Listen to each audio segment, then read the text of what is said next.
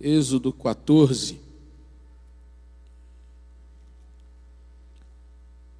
Um texto muito conhecido, até por não crentes, embora pouco aprofundado. Muito falado. Me lembro de filme que traz uma expressão muito bela desse registro, como o filme Os 10 Mandamentos, sua versão mais antiga. Filme maravilhoso. Me lembro de filmes também que tratam desse texto, pelo menos numa citação de uma forma um pouco jocosa, muito triste. Mas o fato é que é um texto extremamente conhecido. E eu quero meditar com você hoje nesse texto para aprendermos um pouco. A palavra do Senhor diz assim, livro do Êxodo, capítulo 14, a partir do verso 1. Disse o Senhor a Moisés: fala aos filhos de Israel que retrocedam e se acampem defronte de Pi-Hairote, entre Migdol e o mar, diante de Baal-Zefon. Em frente dele vos acampareis junto ao mar. Então Faraó dirá dos filhos de Israel: estão desorientados na terra, o deserto os encerrou. Endurecerei o coração de Faraó para que os persiga, e serei glorificado em Faraó e em todo o seu exército. E saberão os egípcios que eu sou o Senhor. Eles assim o fizeram. Sendo, pois, anunciado ao rei do Egito que o povo fugia, mudou-se o coração de Faraó e dos seus oficiais contra o povo, e disseram: que é isto que fizemos, permitindo que Israel nos deixasse de servir? E aprontou Faraó o seu carro e tomou consigo o seu povo, e tomou também 600 carros escolhidos, e todos os carros do Egito com capitães sobre eles. Porque o Senhor endureceu o coração de Faraó, rei do Egito, para que perseguisse os filhos de Israel. Porém os filhos de Israel saíram afoitamente. Perseguiram-nos os egípcios, todos os cavalos e carros de Faraó, e os seus cavalarianos e o seu exército, e os alcançaram acampados junto ao mar, perto de Pi-Hairote, de fronte de Baal-Zefon. E chegando Faraó, os filhos de Israel levantaram os olhos, e eis que os egípcios vinham atrás deles. E temeram muito, então, os filhos de Israel, clamaram ao Senhor. Disseram a Moisés: será por não haver sepulcros no Egito, que nos tiraste de lá, para que morramos nesse deserto? Por que nos trataste assim, fazendo-nos sair do Egito? Não é isso que te dissemos no Egito? Deixa-nos para que sirvamos os egípcios? Pois melhor nos fora servir aos egípcios do que morrermos no deserto. Moisés, porém, respondeu ao povo: não temais, aquietai-vos, e vede o livramento do Senhor que hoje vos fará. Porque os egípcios que hoje vedes, nunca mais os tornareis a ver. O Senhor pelejará por vós, e vós vos calareis. Disse o Senhor a Moisés: por que clamas a mim? Dize aos filhos de Israel que marchem. E tu, levanta o teu bordão, estende a mão sobre o mar e divide-o, para que os filhos de Israel passem pelo meio do mar em seco. Eis que endurecerei o coração dos egípcios, para que vos sigam e entrem nele. Serei glorificado em Faraó e em todo o seu exército, nos seus carros e nos seus cavalarianos. E os egípcios saberão que eu sou o Senhor, quando for glorificado em Faraó, nos seus carros e nos seus cavalarianos. Então o anjo de Deus, que ia diante do exército de Israel, se retirou e passou para trás deles. Também a coluna de nuvem se retirou de diante deles e pôs atrás deles. E ia entre o campo dos egípcios e o campo de Israel. A nuvem era a escuridade para aqueles, os egípcios, e para este povo de Israel esclarecia a noite. De maneira que em toda a noite este e aqueles não puderam aproximar-se. Então Moisés estendeu a mão sobre o mar, e o Senhor, por um forte vento oriental que soprou toda aquela noite, fez retirar-se o mar, que se tornou terra seca, e as águas foram divididas. Os filhos de Israel entraram pelo meio do mar em seco, e as águas lhe foram qual muro à sua direita e à sua esquerda. Os egípcios que os perseguiam entraram atrás deles, todos os cavalos de Faraó, os seus carros e os seus cavalarianos, até o meio do mar. Na vigília da manhã, o Senhor, na coluna de fogo e de nuvem, viu o acampamento dos egípcios e alvoroçou o acampamento dos egípcios. Emperrou-lhes as rodas dos carros e fê-los andar dificultosamente. Então disseram os egípcios: fujamos da presença de Israel, porque o Senhor peleja por eles contra os egípcios. Disse o Senhor a Moisés: estende a mão sobre o mar, para que as águas se voltem sobre os egípcios. Então sobre os seus carros e sobre os seus cavalarianos. Então Moisés estendeu a mão sobre o mar, e o mar, ao romper da manhã, retornou à sua força. Os egípcios, ao fugirem, foram de encontro a ele. E o Senhor derribou os egípcios no meio do mar. E voltando às águas, cobriram os carros e os cavalarianos de todo o exército de Faraó, que os haviam seguido no mar. Nem ainda um deles ficou, mas os filhos de Israel caminhavam a pé enxuto pelo meio do mar, e as águas lhes eram quais muros à sua direita e à sua esquerda. Assim, o Senhor livrou Israel naquele dia da mão dos egípcios, e Israel viu os egípcios mortos na praia do mar. E viu Israel o grande poder que o Senhor exercitara contra os egípcios. E o povo temeu ao Senhor e confiou no Senhor e em Moisés, seu servo. Vamos orar. Nosso Deus, fala conosco nessa hora.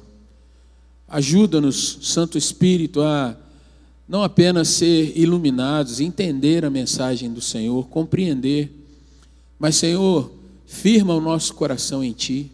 Ajuda-nos, ó Deus, a olhar para Ti e confiar no Senhor.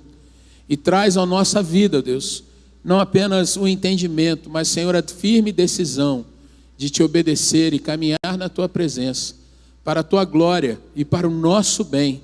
Assim oramos em nome de Jesus. Amém. Queridos irmãos, uma das mais destrutivas ações do inimigo na vida da igreja da atualidade é a chamada teologia da prosperidade, ou a confissão positiva. Esse movimento surgiu nos Estados Unidos no século passado, meados do século passado, e depois foi ganhando terreno, se propagando naquela nação, indo para outras nações.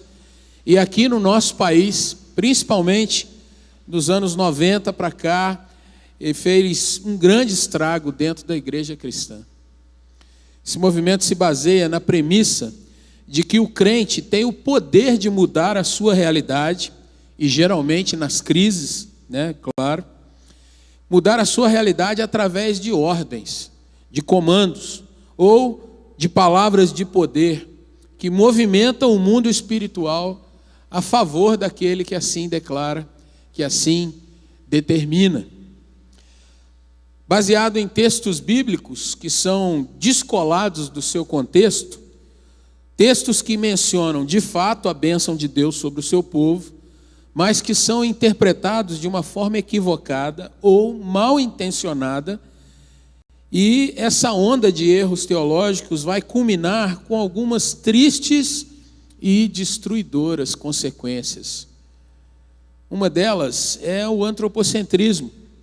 O ser humano se vê como aquele que detém o controle sobre tudo no mundo espiritual, porque é enfatizado que Deus trabalha para ele, Deus é seu servo, ou que Deus é fiel e não pode voltar atrás na sua palavra, então eu posso determinar que Deus tem que cumprir, afinal Ele prometeu, segundo essa teologia, arrancando alguns textos de forma desordenada da Bíblia.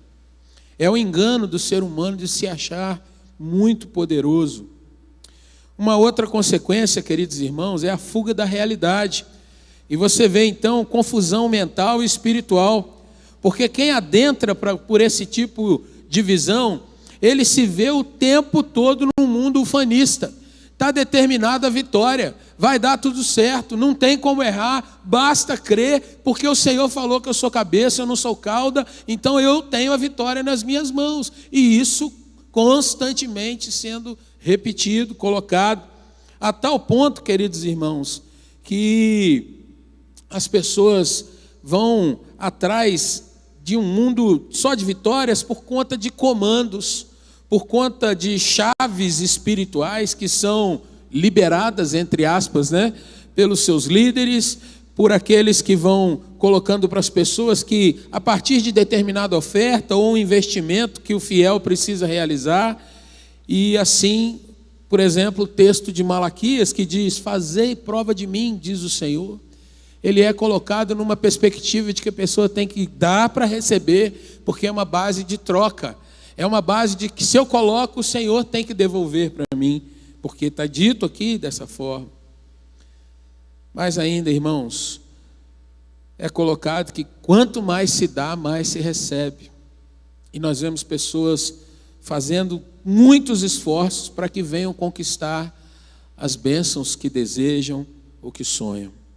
Uma outra implicação dessa teologia, queridos irmãos, é as chamadas crises da alma, principalmente quando ocorrem situações de enfermidade, quando a gente vê conflitos relacionais, às vezes dentro da família, às vezes nas nossas amizades, às vezes dentro da igreja, há uma ruptura e as pessoas começam então a se questionar: peraí, não devia ser assim, eu não devia estar doente, afinal de contas eu determinei saúde para a minha vida, eu não poderia estar em briga dentro do meu lar, porque o meu lar ele é coberto, tem anjos o tempo todo em volta.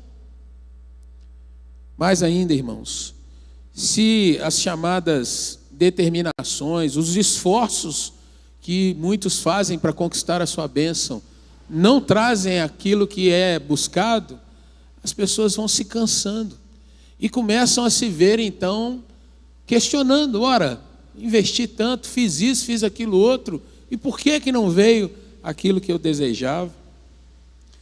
Crises profundas nas almas. Daí, irmãos, nós vemos a terceirização da culpa. Culpa a si mesmo, porque se não dá certo, eu ouço que estou com falta de fé, não fiz de forma suficiente aquilo que me era pedido. Culpa o diabo. E não que o diabo, irmãos, tenha qualquer tipo de mérito, alguma coisa que a gente deva excluí-lo, porque ele é aquele que engana desde o princípio, segundo a palavra de Deus. Mas muitas vezes as pessoas jogam tudo na conta do nosso inimigo e não percebem o que está acontecendo de fato. Uma outra questão é culpar o próprio irmão da igreja. Esse irmão é uma pedra de tropeço na minha vida, não me ajuda a crescer, mas por fim culpa a Deus. E aí nós vamos vendo muita gente que se desliga da igreja, que se afasta de buscar ao Senhor porque está decepcionado, cansado, buscou, fez tantas coisas, foi ali, foi acolá e não veio a resposta que buscava. A consequência última, queridos irmãos, é a frustração e o abandono da fé. E aí vem a questão mais central. Nesse tipo de teologia, as pessoas buscam as coisas terrenas, porque não é pregado a questão da confiança, a vida na eternidade, a vida no céu, a vinda de Jesus Cristo, mas o foco está em riquezas, sucesso, fama, não passar por dificuldades de saúde, coisas assim, e consequentemente a gente vê esse imediatismo trazendo muito problema na vida de muitos e muitos cristãos. Gostaria de perguntar para você que às vezes já atravessou momentos de crise aguda. Quantas vezes você não foi desafiado a sempre dar um passo de fé desordenado, sem entendimento? E à luz desse texto, irmãos, que nós lemos, eu gostaria de trazer para nós como nós podemos aprender sobre os processos de Deus em educar os seus filhos, o seu povo, a sua igreja, e como nós podemos lidar com as crises que nós vivemos, com as lutas que nós passamos. ao longo dessa nossa jornada de vida, dessa nossa jornada de fé. Gostaria de apresentar para você, então, através de princípios extraídos desse texto, e eu peço que você pegue a sua Bíblia, nós vamos manejá-la. Gostaria de trazer as ações de pelo menos 4 personagens que esse texto nos apresenta. A saber, Deus, Faraó, Moisés e o povo. E assim nós vamos aprender, irmãos, alguma questão muito bonita. Porque a Bíblia, ao contrário da teologia da prosperidade, a Bíblia nos apresenta a doutrina da providência. E essa palavra, ela tem um sentido muito bonito, porque ela tem componentes que vêm do latim, a questão do pro, e o vide, que dá o sentido que às vezes a gente pode pensar em que Deus prevê alguma coisa com antecedência apenas. Mas essa expressão, e nós vamos falar da doutrina agora, ela traz consigo uma questão de que Deus prepara, Deus já, Ele sim, trabalha com o seu propósito determinado e guia o seu povo, guia a história, guia todo o universo dentro desse propósito que Ele já estabeleceu. A doutrina da providência, irmão, para que você e eu possamos guardar, ela significa que nós temos um Deus que governa e que age a todo tempo, onipotentemente, ou seja, Deus exerce o seu poder de forma plena em todo tempo e mais, de forma onipresente. Deus age em todos os lugares de forma concomitante. O Senhor que está agindo aqui e agora, enquanto você ouve essa palavra, é o mesmo Deus que está do outro lado do mundo, agindo também naquele outro lugar, talvez de outra forma, mas Deus exerce o seu poder tanto aqui quanto lá. Aqui agora nós estamos, de uma certa forma, completamente pacíficos, tranquilos, guardados do intemperismo. Do outro lado do mundo, há dias, houve um terremoto extremamente violento. Deus é o Deus que age aqui, como é o Deus que age lá. E de alguma forma que talvez eu e você não entendamos num primeiro momento, Deus está agindo lá e manifestando o seu poder, como Deus está aqui manifestando o seu poder também. Gostaria que você olhasse, irmãos, para o texto, porque quando nós vamos observando o Senhor agir, você vai ver que Deus não é um Deus que deseja nos enganar, que deseja nos colocar em determinadas situações da forma que a gente olha e fica assim, não estou entendendo, não sei para onde Deus quer me levar. Ao contrário, olhe para o seu texto, porque os versículos de 1 a 4, Deus mostra qual é o destino, qual é a vontade, o que Ele tem para o seu povo. Aqui, nesse momento, Deus mostra um evento que vai acontecer ali, próximo, quase que imediatamente. Se você olhar para a Bíblia de uma forma mais ampla, você vai ver, querido irmão, que Deus fala qual é o destino naquele momento, anunciando a Moisés, versos de 1 a 4, e mais, num tempo em que o povo não conhecia mais Elohim, não conhecia mais Deus, eles haviam passado 435 anos cativos no Egito. Geração após geração foram impedidos de cultuar, de estar na presença de Deus, até que o nome de Deus se tornou algo vago, apenas falado daqueles anciãos para os mais novos, e outra geração vinha, outra geração escravizada, até que o nome do Senhor começa a ser apagado. Quando você começa a ler o livro de Êxodo, você vai ver Deus chamando Moisés e dizendo para ele, olha, você vai até o seu povo, porque eu preciso de novo mostrar para eles que eu sou Deus. Mas Deus não fala só assim, irmãos. O povo ouviu sobre o passado, agora via os atos através de Moisés, e ele ouviu também o que Deus faria dali a pouco. Mas Deus também se anuncia a mim e a você, através da sua própria palavra. E se você quer entender isso, você vai ver que Jesus fala isso. Mateus 22, 29, Jesus diz assim, errais não conhecendo o quê? As Escrituras. Porque as Escrituras são o registro da revelação de Deus, dos ensinamentos de Deus e principalmente, irmãos, do que vai acontecendo na história. O povo de Deus verdadeiramente deveria olhar para a Bíblia e entender que nós estamos no compasso que Deus está dirigindo todas as coisas, pela sua providência. Se você quer um outro texto, 2 Timóteo capítulo 3, versos 16 e 17, Paulo ensinando o jovem pastor, ele diz: toda a Escritura é útil para o ensino, para a educação, para a repreensão e mais, para que o homem seja perfeito nos seus caminhos, o homem de Deus. Então, irmãos, Deus fala qual é o destino, Deus mostra qual é o caminho da humanidade, Deus anuncia que nós não estamos às escuras. Mais ainda, irmãos, o Senhor, Ele não apenas anuncia, como Ele mesmo promove a realidade. Se você está com o texto aberto aí, você vai ver que Deus realiza aquilo que Ele falou que iria fazer. Veja o verso 8 do seu texto. O destaque é: o Senhor fez. Veja depois os versos 19 e 20. O Senhor está agindo aí. Veja o verso 21, querido irmão. Quando nós somos lembrados desse texto, muitas vezes nós olhamos para um Moisés estendendo o cajado e o mar sendo alvo de uma grande interferência.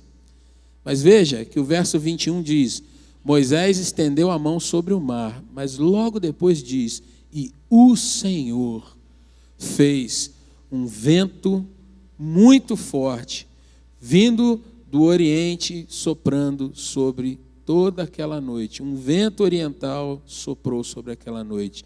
Quem fez o vento agir? O Senhor. Nem sempre, irmãos, nós percebemos essas coisas na nossa vida.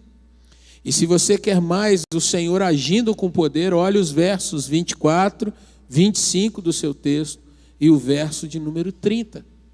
Em todo esse episódio, irmãos, o que nós vamos vendo é: Deus falou com Moisés que iria acontecer tal coisa. Moisés pega esse povo, dê uma volta, retroage até esse lugar que eu estou mostrando, e eu vou endurecer o coração de Faraó, eles vão vir perseguir vocês. Mas eu vou ser glorificado na vida desse Faraó e de todos esses egípcios. E depois os textos vão mostrando, irmãos, que Deus não apenas falou, mas Ele foi realizando cada ato como Ele havia falado que seria. É um Deus providente. É assim na nossa caminhada, irmãos. Se nós andamos na presença de Deus, Deus nos mostra qual é a nossa jornada. Mais ainda, o Senhor vai efetuando nos nossos passos, no passo da sua igreja, no passo de cada nação, toda a sua vontade vai se cumprindo. Deus está no controle sempre. Mas um terceiro ponto, irmão, irmã, nesse quesito da pessoa do Senhor aqui nesse texto, o Senhor vence os seus inimigos enquanto Ele educa o seu povo. Se você prestar atenção, você vai ver que o Senhor anunciou tudo aquilo ali com uma questão, primeiro, de estabelecer um livramento final do povo de Israel sobre os egípcios. Deus vence os seus inimigos. Mas mais ainda, aquele povo que é tirado das mãos de Faraó depois daquelas 10 pragas, aquele povo sai, começa a caminhar, mas ainda não tem a percepção de quem é o Deus que os havia livrado. Deus então, irmãos, vai mostrando que Ele vence, Ele humilha os perseguidores do seu povo, mas Ele vai se revelando também cuidador e educador dos seus filhos, inculcando fé no coração do seu povo. Se você quer entender isso aí, olhe para o verso 30 do seu texto. E se você quer depois ter uma noção de como aquele povo aprende isso, você lê todo o capítulo 15, onde Moisés escreve uma canção. E uma canção que glorifica muito a Deus, porque Ele liberta o povo. Assim como nós aprendemos a cantar e louvar o nosso Deus por conta das bênçãos que Ele traz para cada um de nós. Um Deus providente. Um Deus, irmãos, que não fez esse mundo e largou de lado. Talvez nos nossos dias nós pressionados pelos nossos sentimentos, irmãos, pressionados pelas nossas dúvidas, nós nos perguntemos: Senhor, aonde o Senhor está? E o Senhor parece que não está vendo isso tudo acontecendo, seja aqui no nosso país, seja naquela nação, seja no momento político, seja numa catástrofe natural. Senhor, cadê o Senhor? Eu passando por esse momento de luta com a minha saúde, Senhor, aonde estás? Nós precisamos ter no nosso coração, irmãos, que Deus está controlando todas as coisas.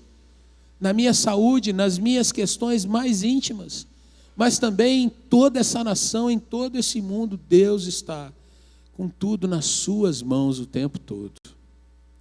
Vamos para um segundo personagem, porque muitas vezes nós pensamos assim, de uma forma dicotômica, né? Ou fazendo um contraste entre o bem e o mal, como se fossem coisas iguais, né? A gente às vezes dá poder demais na nossa mente, no nosso coração ao mal. Mas a gente não percebe, irmãos, algumas características, seja do mal propriamente dito, ou seja da gente quando abandona o Senhor. E eu queria te mostrar na pessoa do Faraó como age alguém que é contra o Senhor, como age alguém que é movido contra o povo de Deus, como age alguém que é obstinado, é alguém que não reconhece que o Senhor é Deus, alguém que de fato tem o coração inclinado para o mal. Pega o seu texto, querido irmão, e vamos olhar no verso de número 5. O Senhor havia anunciado para Moisés o que aconteceria. Interessante que o povo de Deus obedece, ainda sem entendimento, nós vamos chegar lá, mas o fato é que aquilo acontece. O povo para numa região de frente para o mar. O verso 5 nos diz, irmãos, que foi anunciado ao Faraó que o povo estava fugindo.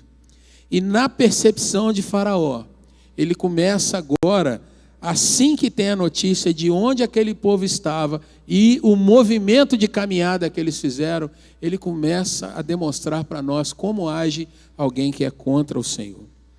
Primeira questão, irmãos, é que ele pensa que ele tem o controle, ele tem a questão de que domina sobre a sua vida e sobre tudo que está aos seus olhos.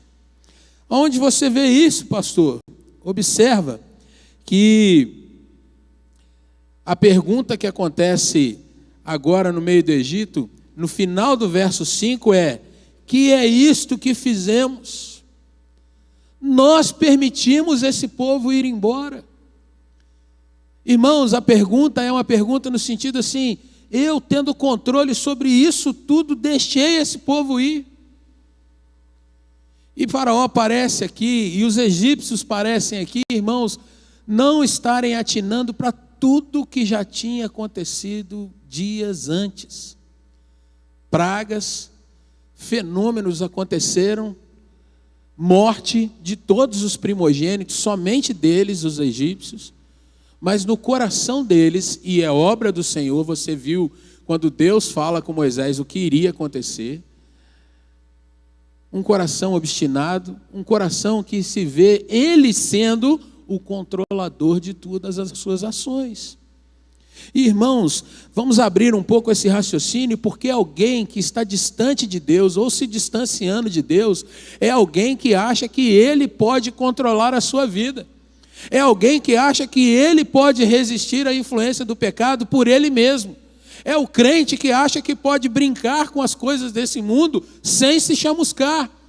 É o crente que diz: eu posso dominar todas as coisas porque eu determino.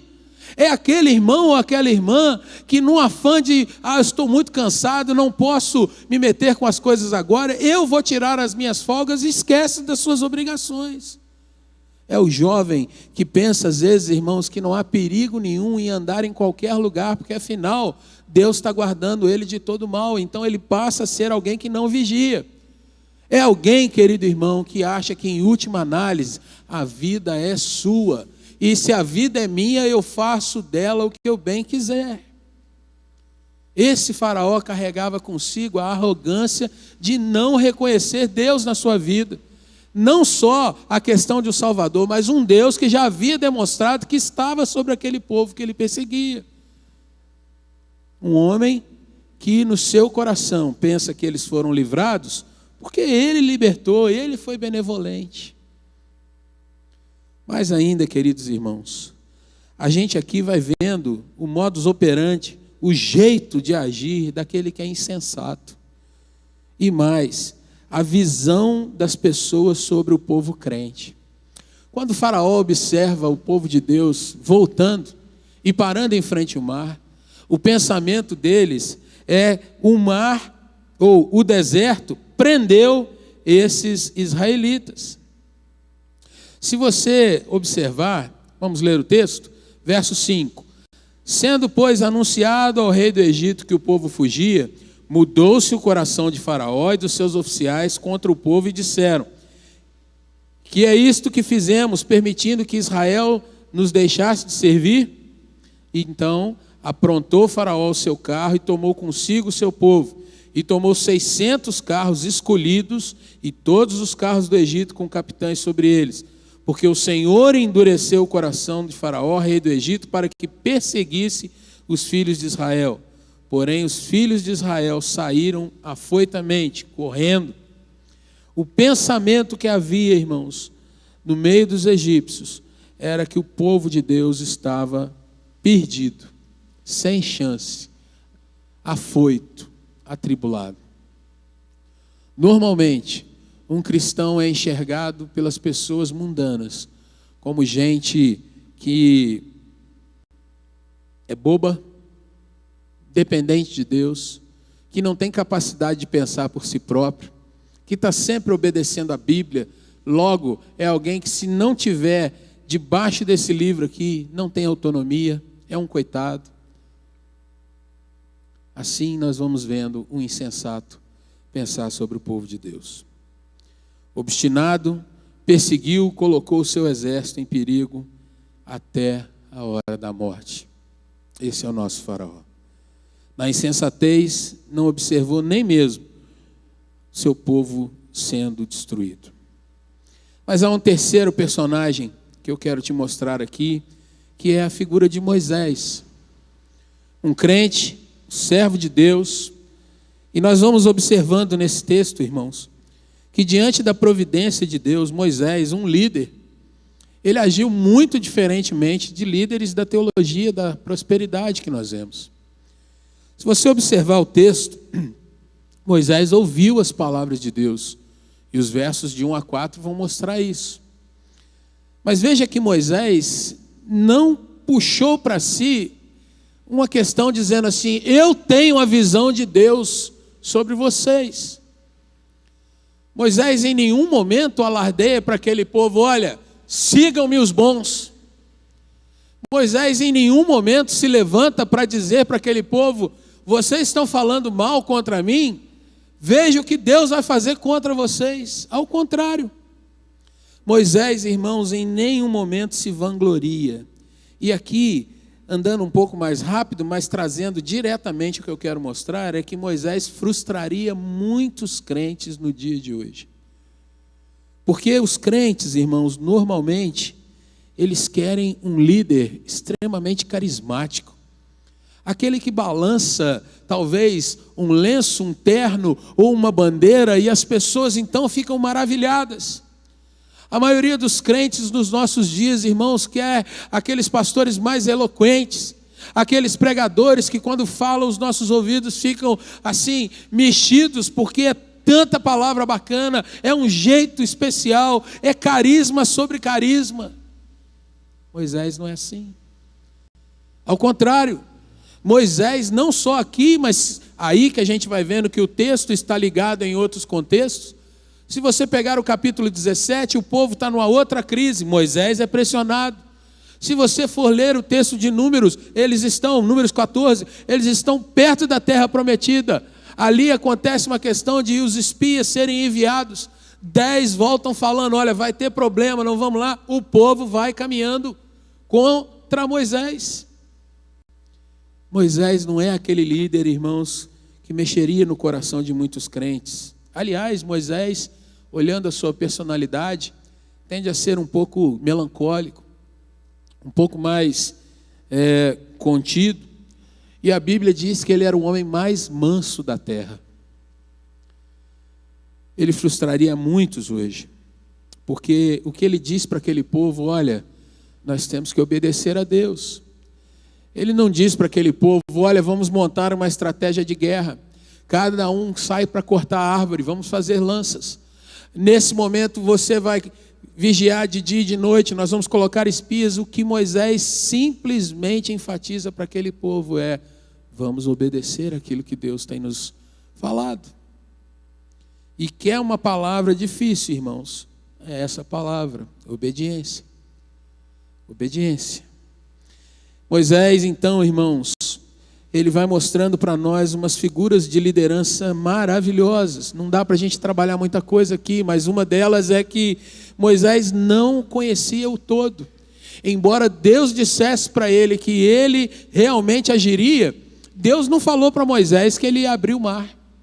Embora o Senhor falando que iria ser glorificado na vida de Faraó e dos egípcios, Deus não deu detalhes para Moisés do que estava naquele momento para acontecer. Ele só disse para Moisés, faz o povo parar nesse lugar. Só depois que ele vai dar a ordem para Moisés na questão do que ele faria diante do mar. E o que nós vemos em Moisés, irmãos? Moisés não tenta inventar nada. Moisés não tenta iludir o povo. Moisés não tenta dar uma reprimenda dizendo para esse povo, olha, vocês são incrédulos, vocês não estão entendendo, eu sou o líder. Moisés não dá carteirada, simplesmente diz para aquele povo, vocês vão ver o que Deus vai estar fazendo. Se você quer entender, irmãos, o comportamento de Moisés, observa o verso de número 13 aí do seu texto. Moisés, porém, respondeu ao povo, o povo desesperado, com medo, já tinham visto os egípcios chegando. Moisés diz, não temais, aquietai-vos e vede o livramento do Senhor que hoje vos fará. Porque os egípcios que vocês estão vendo hoje, nunca mais tornarão a vê-los. Irmãos, quantas vezes nós questionamos dentro da nossa igreja as nossas lideranças?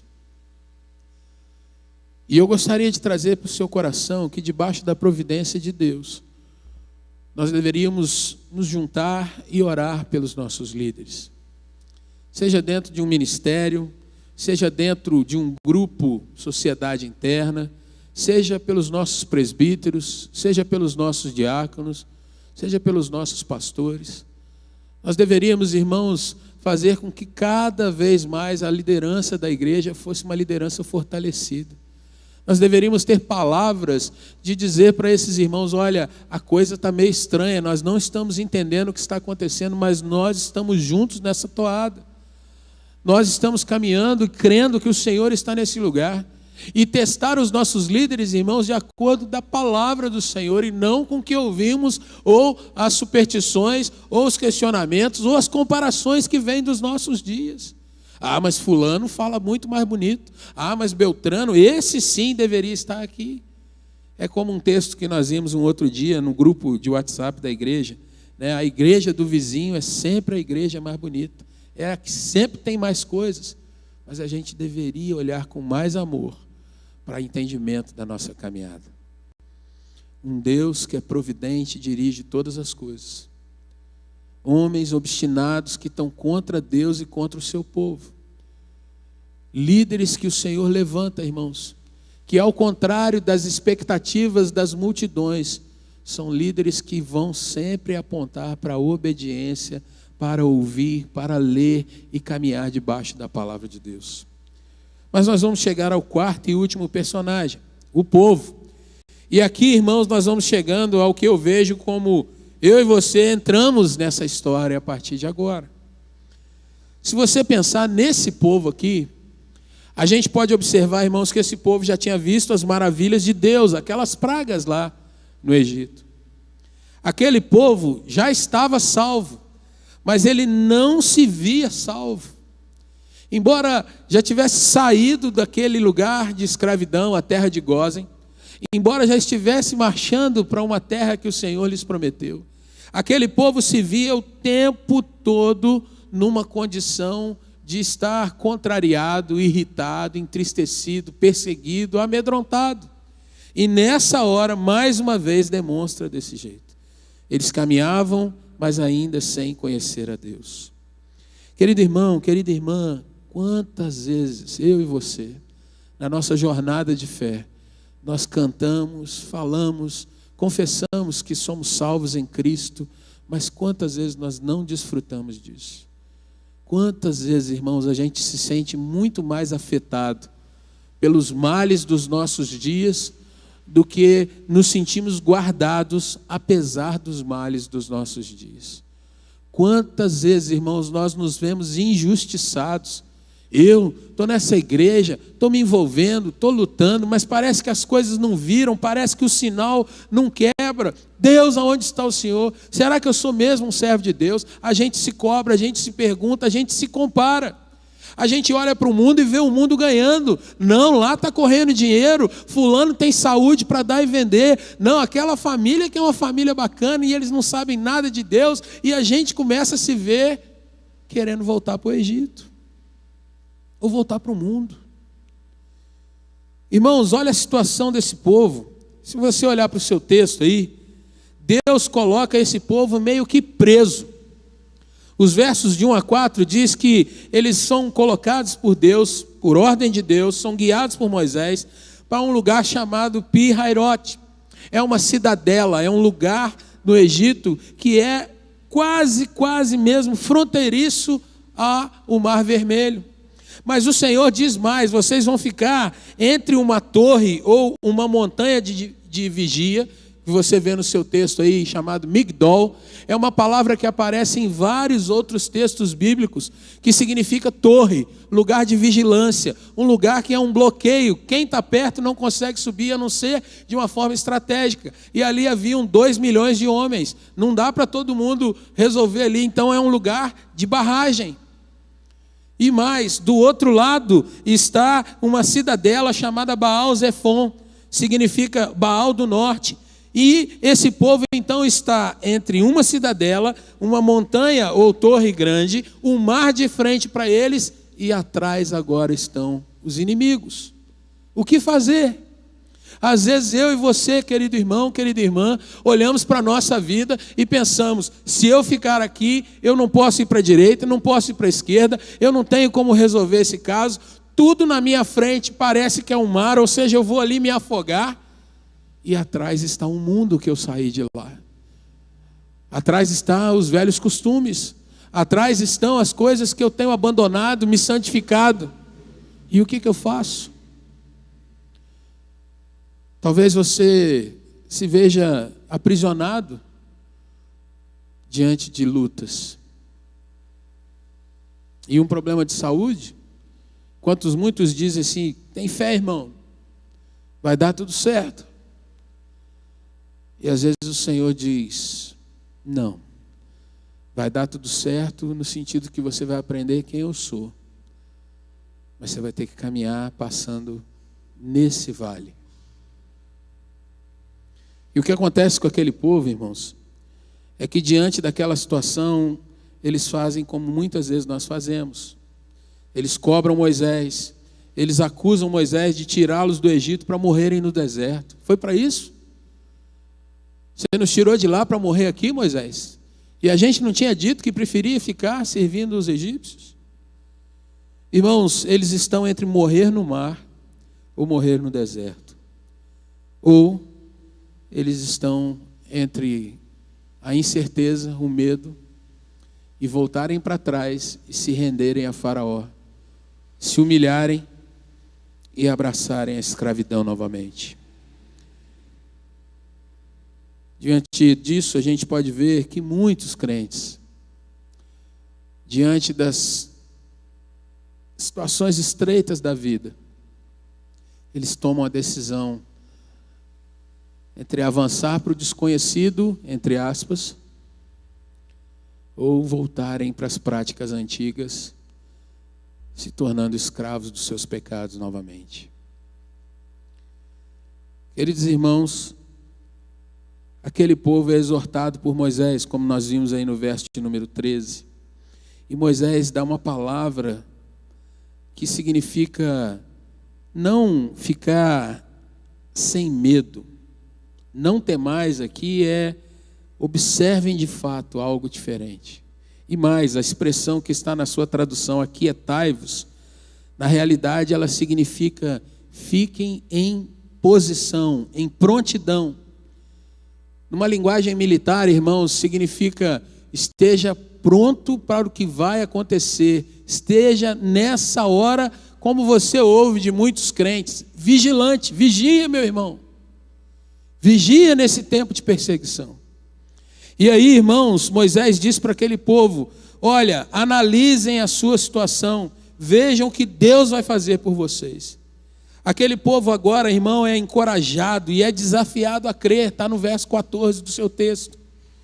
E quando agora sem opção, eles são obedientes, eles vão assistindo enquanto eles são salvos pela providência de Deus, pelo cuidado de Deus, pelo amor de Deus. Quer ver isso? Olha para o verso 15 do seu texto. Disse o Senhor a Moisés, respondendo ao clamor que o povo fez, versículos antes aí estão registrados.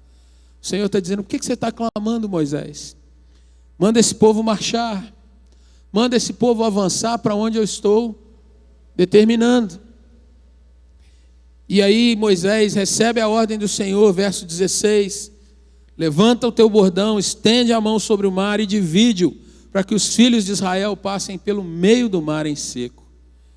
Irmãos, verso 22, os filhos de Israel entraram pelo meio do mar em seco, e as águas lhe foram qual muro à sua direita e à sua esquerda.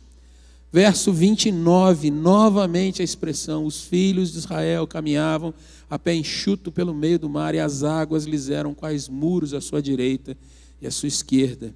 E olhe para o verso 31, viu Israel o grande poder que o Senhor exercitara contra os egípcios, e o povo temeu ao Senhor e confiou no Senhor e em Moisés seu servo.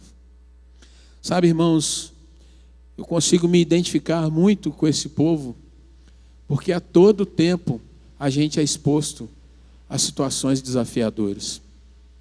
E a todo tempo, irmãos, a gente recebe a tentação, o empurrão para descrer do poder do nosso Deus e retornar ao que é mais fácil. Porque pelo menos servindo aos egípcios, eles sabiam que iriam trabalhar 18 horas por dia, que iriam ficar amassando tijolo com seus pés, que muitos dias iriam dormir sem comer, que muitos iriam morrer ali de fome, de inanição, sendo pisados, sendo humilhados. Mas eles sabiam. A questão que andar com Deus, irmãos, traz para nós a questão de o desconhecido estar à frente. Andar com Deus envolve, ainda que você saiba que o Senhor vai te guardar, tem a promessa de cuidar, você não sabe os passos que vão ser dados até o cumprimento daquela chegada. E assim, irmãos, nessas crises, nessas lutas, eu e você somos desafiados continuamente a entender o que é a providência e confiar na providência de Deus. Eu gostaria de convidar você, querido irmão, querida irmã, nas suas crises, nas suas lutas, você ouvir o que o Senhor tem a dizer. Moisés ouviu o Senhor, Moisés anunciou para aquele povo. Quando aquele povo ouviu e obedeceu, viu o Senhor agir com uma grandeza que é inigualável. Deus abriu o mar. Talvez muitos hoje coloquem isso como algo tão fantástico que é impossível. Mas o texto bíblico ele é rico até em dizer que Deus soprou um vento. E se você hoje de tarde ouviu alguns trovões, você viu quanto Deus é poderoso. Porque dependendo da intensidade e do tempo que dura, todos nós paramos, ainda que não tenhamos aquele receio, mas diante de certos trovões e relâmpagos a gente para e fica assombrado. E Deus sopra um vento tão forte que é capaz de abrir as águas. Mais ainda, irmãos, aquele povo caminhou durante a noite, no meio das trevas, apenas iluminados pelo Senhor, que fez com que o povo egito não enxergasse durante a noite e aquele povo se afastasse e caminhasse. Quantas vezes nós somos desafiados a caminhar, irmãos, enquanto ao redor de nós há trevas, a escuridão. Mais ainda, querido irmão, se você quer entender o que Deus tem para a sua caminhada, quer ouvir Deus falando, não corra atrás apenas de situações sobrenaturais. Leia a palavra de Deus, porque o Senhor tem nos revelado todas as coisas que nós necessitamos nesse livro. E quantas vezes, irmãos, nós oramos dizendo: Senhor, revela a tua vontade, revela a tua vontade, revela a tua vontade. E o Senhor, irmãos, nos entregou a vontade mostrada em capas de couro, em capas de papel, agora eletronicamente, e nós dizemos muitas vezes que Deus não fala conosco. Nas suas crises, ouça o Senhor, leia e seja fortalecido pela Bíblia. Queridos, aprendamos a confiar, ou seja, nos rendermos em humildade, em oração, chorando, mas nos entregando a Deus, entregando o nosso lar a cada dia, entregando, irmãos, as nossas disputas, os nossos anseios, dizendo: Senhor, tem misericórdia, me ajuda. Mais ainda, vamos observando, irmãos, aquilo que o Senhor tem nos ensinado. Aquele povo que não via, não sabia mais quem era Deus, eles viram alguém que controlava o sol, a lua, controlava o mar, controlava os ventos, que fez com que os egípcios ficassem retardatários no momento, as rodas dos carros travavam. Aquele povo viu um Deus que governa tudo e todos. E eu quero terminar essa reflexão contigo trazendo um exemplo muito claro sobre essa questão de prosperidade, sobre esse texto, sobre providência. Alguns anos atrás, uma canção foi composta, e essa canção narra esse episódio. Mas essa canção, ela não traz Deus como o grande agente dessa transformação. Essa canção, na sua letra, ela diz assim que o fogo do Senhor vai me atingir, e sendo atingido por esse fogo, eu vou dizer: abra-se o mar. Eu vou dizer: abra-se o mar, e aí vem, o povo passou, o povo bíblico, passou por aquele mar atemorizado, assustado, vendo a glória de Deus. A canção diz: eu passarei pulando e dançando na sua presença. O mar se abre, algo grandioso, o inimigo está à espreita, mas a canção diz que eu estou pulando e dançando na presença de Deus.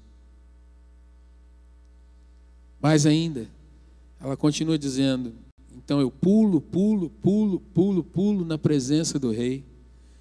Eu danço na presença do Rei. Então eu direi: abra-se o mar. Essa é uma canção teologicamente de confissão positiva, de prosperidade, de dizer que é fácil vencer todas as coisas. Basta o fogo chegar até mim. Essa canção, queridos irmãos, num retiro dos nossos jovens, foi ensinada. E eu, pastor de jovens na época, tive um embate com a juventude para que aquilo não fosse cantado mais. E alguns irmãos, tristemente, estavam mais entusiasmados com o ritmo da canção, que é um ritmo alegre, dançante mesmo, do que com a verdade a ser cantada na presença de Deus. Muitos crentes hoje estão dentro da igreja, irmãos, por causa dos pulos, dos gritos, estão com as suas crises sendo apenas empurradas, mas não estão alcançando maturidade para viver na presença de Deus e diante de um mundo cada vez mais perverso. E eu quero encerrar essa mensagem orando com você e trazendo para o seu coração. Se você tem passado por crises, por luta, se às vezes você se vê numa encruzilhada, em algo que você tem parede de um lado, muita gente do outro, o inimigo está vindo atrás, você não sabe para onde caminhar, que você ouça do Senhor que você deve continuar marchando na presença de Deus. Não no oba-oba, mas com temor e tremor, diante de um Deus santo, providente e que te ama demais. Baixe sua cabeça, vamos orar.